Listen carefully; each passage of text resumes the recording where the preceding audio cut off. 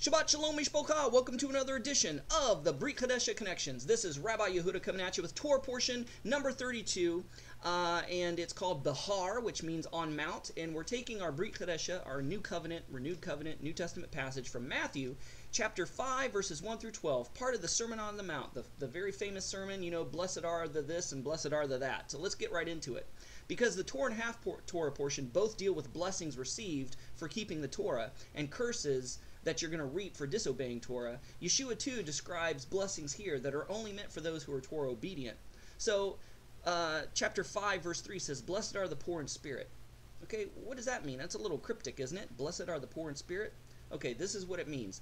Blessed are they that are poor in spirit. In other words, blessed are they, or happy are they, who understand and know that they're spiritually destitute, that they're spiritually bankrupt, and who mourn over this fact that they're spiritually bankrupt and that they're poor in spirit. Why? Because theirs is the kingdom of heaven and they will be comforted. You know? And so, verse 5, blessed are the meek. The meek are the people who will inherit the land. They work in harmony with the land. They work in harmony with nature, God's created order. And they work in harmony with the Torah and laws regarding the land. And therefore they will inherit the land because they're going to reap abundantly from the land and from the fruit that comes from it. So blessed are the meek, for they shall inherit the earth. That's how they're going to inherit the earth. Blessed are those who hunger and thirst after righteousness, for they will be filled. Okay, first of all, what's righteousness? Blessed are they who hunger and thirst for righteousness. Who and what is righteous? God is holy. God is righteous. Yeshua is holy. Yeshua is righteous. Yeshua is one with God. And he is the living manifestation of the written Torah. He's the living manifestation of the written word. So the Torah, the law, is righteousness. And they who hunger and thirst for his word, for his righteousness, they will be filled with the Torah, because the Torah is our bread and butter. It's our meat. It's our spiritual food. And we're going to be filled with it. We're going to be filled by it. Blessed are they who hunger and thirst after righteousness, because they will be filled. They'll be filled by righteousness. They'll be filled with Torah.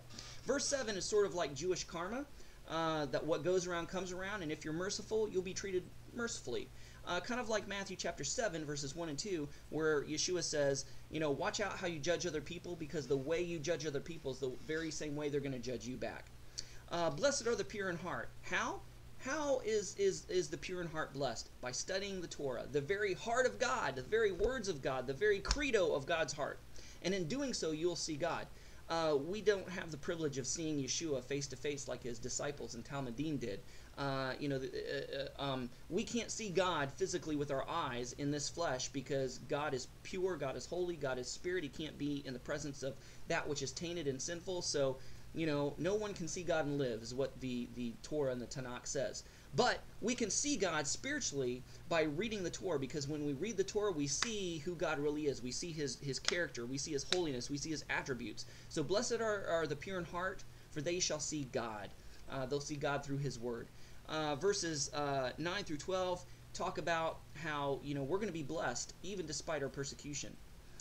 You know, because Christians are going to persecute us because we keep the Torah. They say, oh, you know, you're anathema, you're under the law, you're under a curse, and the Jews will persecute us. Oh, you know, you believe in this Yeshua, you know, he wasn't the Messiah, he wasn't divine, you know, you're just you're just Jewish wannabes, you can't keep the Torah like we can, and we're going to be persecuted by others, you know, Muslims and people of other faiths and everything.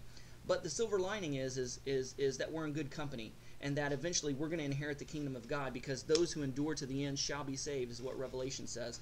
And you know, he said, Yeshua said that you will be hated, because they hated me, they're going to hate you, and if you follow me, they're going to hate you. He said that don't worry about being persecuted. Take comfort in that. Look at it as a compliment, because you know, you're in good company, because they persecuted the prophets before they persecuted you.